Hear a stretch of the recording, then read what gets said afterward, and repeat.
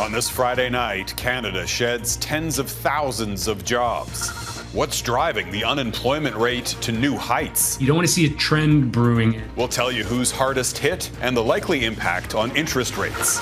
Plus, the Prime Minister's multi-billion-dollar plan to pump up the economy. Our new government is embarking on an ambitious plan. The new funds for workers and businesses hit by U.S. tariffs. A career criminal's complaint. The alleged thief suing the Winnipeg grocer he's accused of stealing from. And college seniors. They're all sitting together and they're saving seats for each other. The students proving you're never too old to go back to school. Global National. Reporting tonight, Jeff Semple. Good evening and thank you for joining us. We begin tonight with more bad news for the Canadian economy and the federal government's plan to support industries and workers hardest hit by President Trump's trade war. We'll get to those new programs and billions in funding in just a moment, but we begin with the latest employment numbers. Statistics Canada reports 66,000 jobs were lost just last month. The unemployment rate in Canada now at its highest level in nearly a decade, excluding the pandemic. And Gaviola begins our coverage tonight. Layoffs announced at ConocoPhillips and job cuts coming to workers at Diageo, the makers of Crown Royal whiskey. Its Amherstburg, Ontario plant is slated to close to move production to the U.S., a sign of the times. The unemployment rate rose to 7.1% in August. Canada shed 66,000 jobs last month, largely due to a decline in part-time work. Most of the jobs lost were among 25 to 54-year-old workers. 2 months of weak numbers paint a picture of a faltering labor market. The tariff fingerprints are all over this report for sure. Trade-exposed industries, manufacturing, transportation, and natural resources took the brunt of it after holding relatively steady since May. But other industries were down too, even ones that aren't on the tariff front lines, like professional and technical services and education. The inflation is low and economic growth is solid. And despite the White House's attempt to paint a rosy economic picture, The only part of the data that's disappointing is the jobs numbers. the U.S. economy only added 22,000 jobs in August, a labor market that's just treading water. New hiring is truly ground to a halt, and that's a dynamic we've really seen in place since April when tariffs were announced. We're seeing a high degree of caution on the part of employers. A reticence to bring on new workers amid uncertainty cast by U.S. President Donald Trump's volatile economic policy. It is a trend across Canada, too. This leaves the door wide open for a small rate cut from Canada's central bank, as well as the U.S. Federal Reserve, in less than 2 weeks. A bit of monetary policy relief expected at a time when the economic outlook is looking decidedly more gloomy. Jeff? All right, Anne Gaviola in Toronto. Thanks, Anne. Prime Minister Mark Carney announced new supports for those unemployed Canadians today, one part of a multi-billion-dollar package aimed at transforming the economy. The plan includes a new Buy Canada policy and training programs to help businesses and workers hit hard by President Trump's tariffs. The government says it wants to shift from U.S. reliance to resilience. David Akin has the details and reaction. He's taking a picture. Prime Minister Mark Carney says the welfare of these workers is top of mind for him and his cabinet. The North Star that we follow is building lasting economic strength for Canadian workers and their families. Carney unveiled plans to reskill or retrain 50,000 workers. Canada's employment insurance program will change to automatically connect those without work to a retraining program. And EI claimants will now be able to access an extra 20 weeks of benefits for a total of 65 weeks. As for employers, the government is making more than $7 billion in loans available to businesses that need assistance finding new markets and new customers. In the long run, it's unsustainable. We can't keep chasing around every tariff and create a program for those sectors. So we've got to use this moment to really pivot to ensuring that we have a growth strategy. Me too. Carney has also responded to Canada's automakers, who have lobbied his government to scrap a Trudeau-era rule requiring all new cars sold in Canada to be electric vehicles by 2035. Car makers said that was an impossible target that would have cost the industry billions. The EV mandate. So Carney is waiving EV sales targets for next year and has promised a review of the whole concept of an EV mandate. This will provide immediate financial relief to automakers at a time of increased pressure. I think this is a good whole-of-government approach to a crisis. I know we find nice words to describe where we are. Our biggest customers said, we don't want your product. And the entire industry is built to deliver products south of the border. And Carney promised more action within weeks. In fact, next week, there will be a Build Canada Homes program unveiled that Carney says will double the pace of home construction in the country. There's also coming a new defense industrial strategy. And Carney says he's about to open negotiations on a new defense and security partnership with the European Union. Jeff. David Akin in Mississauga, Ontario tonight. Thanks, David. The federal government also announced support for canola farmers struggling under the weight of Chinese tariffs. The new package, valued at $370 million, is aimed at growing this country's biofuel sector, while also giving farmers access to more interest-free loans. But as Heather Yerkes West reports, the plan is drawing mixed reaction from farm country. The season's harvest is supposed to be something to celebrate, but this year the losses for canola producers make it tough to give thanks. The morning that the announcement came out that China was tariffing, my farm lost $500,000. That was the initial start. And since then, we've dropped probably another couple $100,000 in prices.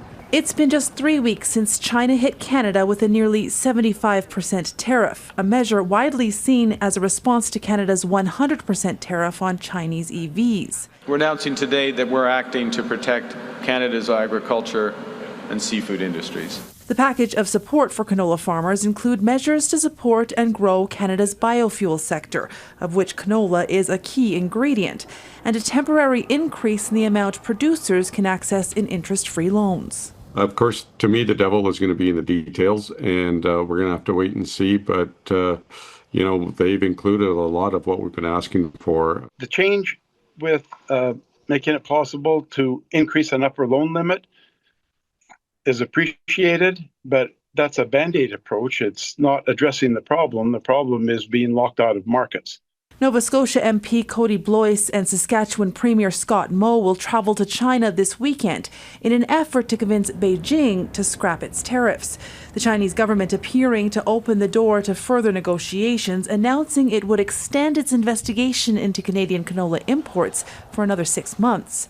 And while Moe has said that he'd like to see Canada drop its tariffs on Chinese electric vehicles, opposition leader Pierre Poilievre disagrees. China wants these electric vehicles to be roving surveillance operations on our streets. We are collecting tariffs from China. Some of those tariffs should be flowed back to the canola producers. As farmers gather crops they fear will have no place to go. Heather Yerkes West, Global News, Calgary.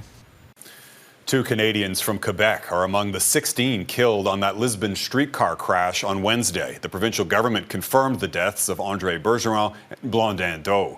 They were reportedly on the last day of their vacation when the famous funicular derailed on a steep hill and slammed into a building. Local police say 11 of the 16 victims are foreigners.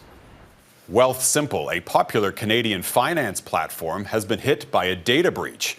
The company says it happened on August 30th and some personal client information was compromised, including social insurance numbers. Wealthsimple says all accounts remain secure and no funds were accessed or stolen. Emails have been sent to the affected users and the company now says the issue is contained. Wealthsimple has more than 3 million Canadian customers. Hundreds of workers at a Hyundai plant in the U.S. have been arrested in a major immigration raid. About 475 employees were detained at an under-construction electric vehicle battery facility in Georgia. Authorities say it's the largest Homeland Security enforcement operation at a single location. The raid targeted a high-profile manufacturing site, touted as the largest economic development project in Georgia's history. Investigators say most of those arrested are South Korean citizens. The Assembly of First Nations just wrapped up its annual General Assembly in Winnipeg. The top issues on the agenda included Prime Minister Mark Carney's push to fast-track Canadian infrastructure projects. Many First Nations say they weren't properly consulted before the Building Canada Act passed through Parliament back in June. But as Catherine Dornian reports, there are now disagreements over how to respond. This week, hundreds of chiefs debated issues from infrastructure to child and family services to policing. AFN National Chief Cindy Woodhouse-Neepanak thanking the Assembly Friday afternoon. And I'm inspired by the diversity in the views and the rich ideas coming from our chiefs. And our diversity of perspective, it's a strength within us to be celebrated. Among the resolutions debated was how to respond to the Building Canada Act passed in June. Many First Nations saying they weren't adequately consulted about the legislation, which allows the government to fast-track major infrastructure projects. Mandy Gull-Masti, Minister of Indigenous Services Canada, promising consultations are coming soon.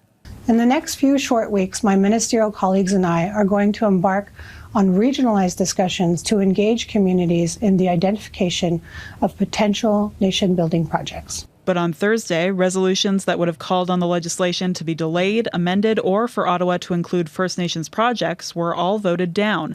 Some opponents said they would have amounted to an endorsement of the act. This leaves AFN without a clear mandate on next steps, but Woodhouse-Neepanak staying steadfast that projects can't go forward without the nation's involvement. Well, this week, Chiefs in Assembly again confirmed that they do not have confidence in the federal government's commitment to honour their promises made to you. The federal government had asked them to just trust them. And this week, First Nations have said no, not again. The National Chief saying Ottawa needs a process for free, prior and informed consent to these projects in order to meet their obligations to First Nations. Catherine Dornian, Global News, Winnipeg. A Saskatchewan doctor returns from Gaza. Coming up, her experience in a hospital of horror and her message to the Canadian government. Canada is providing $3 million in humanitarian aid after Sunday's deadly earthquake in Afghanistan. Global Affairs Canada says the funds will be allocated to aid organizations working within the country, including the World Food Programme and the International Committee of the Red Cross. Canadian law prevents the government from providing funds to the Taliban, which is a listed terrorist organization. The Taliban says more than 2,200 people have died from the quake and the aftershocks. Hamas has released a video of 2 Israelis taken hostage on October the 7th. That video shows one hostage speaking in a car that appears to be driving through Gaza City, where the Israeli military has launched a major ground offensive. The video was purportedly recorded last week, though Global News can't independently verify that claim. Another Israeli hostage also appeared later in the video. 48 people are still being held hostage by Hamas. Israel intensified its assault on Gaza City today, destroying a high-rise building in a densely populated area. Civilians were warned ahead of time. It's now been 700 days since that Hamas attack on Israel that killed 1,200 people, while Israel's war in Gaza has killed more than 64,000 Palestinians, according to Gaza's health ministry.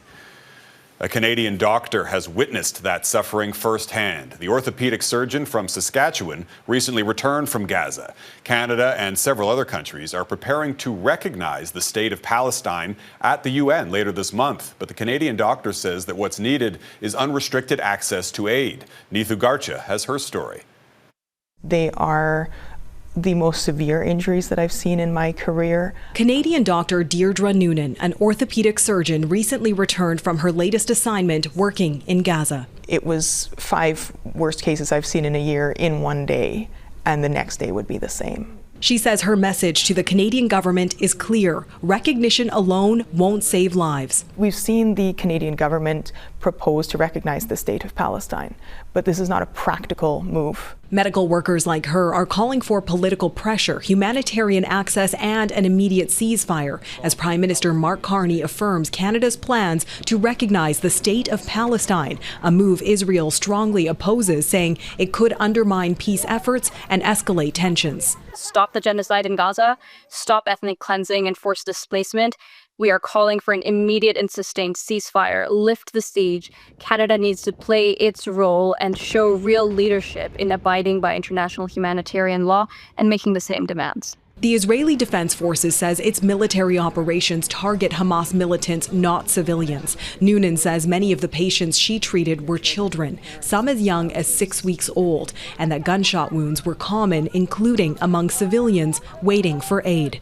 The majority of the injuries that we were seeing were from explosive injuries. So this is missiles, shelling, largely on people who are at home with their families in their tents. She describes treating patients at Nasser Hospital in Han Yunis last month with minimal supplies, little or no anesthetic, limited clean water, and frequent power outages. The fuel shortage was threatening the functioning of the desalination plant. There were days when we didn't have enough fuel to run the generators in the hospital to power the air conditioning, so the surgeons were dripping sweat into the wounds of the patients as they were operating on them. She's pushing for unrestricted aid into Gaza, saying current efforts like limited airdrops are unsafe and inadequate. In the hospital, there were children that were begging for water in the hallways. Nunan says Canada's next steps will be closely watched by those relying on urgent humanitarian aid. Neetu Garcha, Global News, Vancouver. Assault or self-defense? Still ahead, why a self-described criminal is now suing the people he was allegedly stealing from.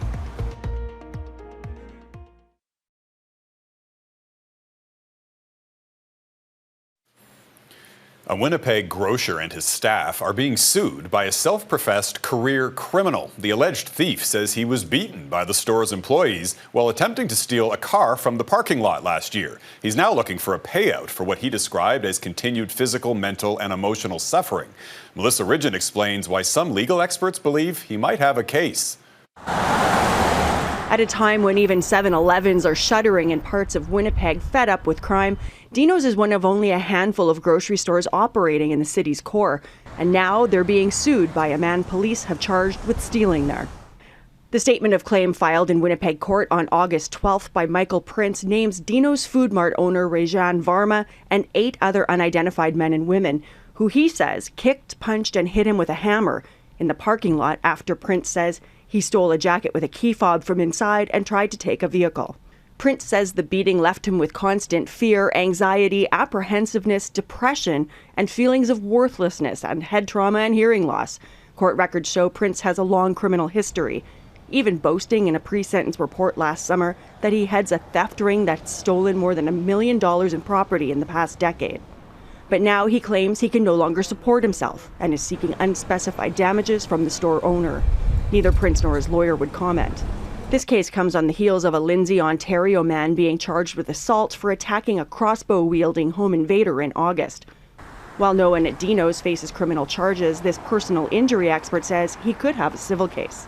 Even though a person's not charged with a criminal offense, it doesn't necessarily mean that on a civil standard, they still didn't commit an assault or other sort of tortious activity. He notes a judge may be hard-pressed to award damages for lost income given Prince's circumstances, but may for the physical injuries Prince alleges he suffered.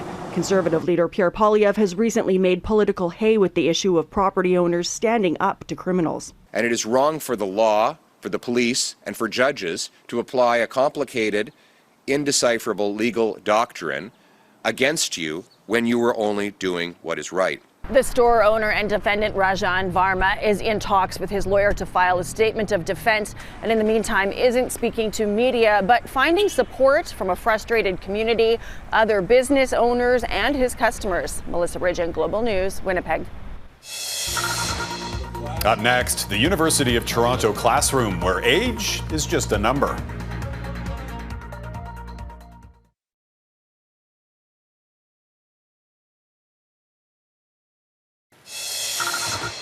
Canadian tennis fans had a pair of reasons to celebrate. Canada's Gabriela Dabrowski and Aaron Routliffe took the top prize at today's women's doubles final. This marks the second time the duo has won the Grand Slam championship in New York after previously claiming victory in 2023.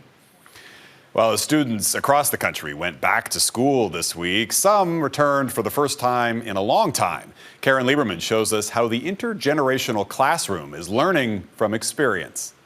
The class is soon to be in session. There were no first day jitters for this group. Half of them aren't your typical college students. I, for many years, was a high school teacher. I used to work in the gerontology field. Students range in age from 18 to 100. Today's Earl's 94th birthday, proving you're never too old to learn. By week 3, they're all sitting together and they're saving seats for each other. Yeah. amazing. Yeah, it's amazing. I love it. It's my favorite class. An intergenerational classroom in a retirement home for a University of Toronto course on aging and health. And the opportunity to have folks in the room with lived experience who can speak to what it's like to have Parkinson's, what it's like to age, what it's like to move into congregate living. All of the learners are expected to participate in discussions and complete assignments. At 82, Marian Gomerman says she's up for the challenge. I want to test myself and see what I can learn and remember. Remembering is the harder part. Gomerman is studying toward an undergraduate degree she began decades earlier at McMaster University. On campus, she'll see some familiar faces. Her daughter's a professor, her grandson entering his first year. And then he'll come and give me a big hug.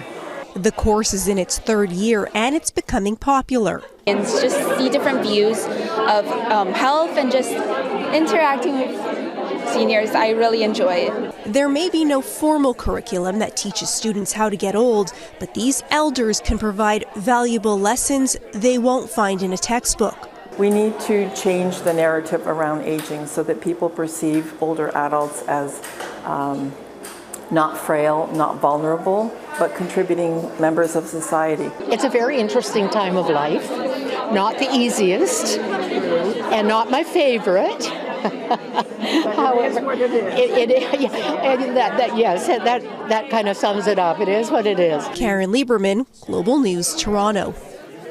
Some inspiring grandmas. That is Global National for this Friday night. I'm Jeff Semple. Tonight's Your Canada showcases a patriotic garden near St. George, New Brunswick, a campfire in Outlook and District Regional Park in Saskatchewan, and a home in Richmond, BC. Please keep sending your pictures of Canadian pride to Global National at globalnews.ca. Thanks for watching. Hope to see you back here again tomorrow. Have a great night.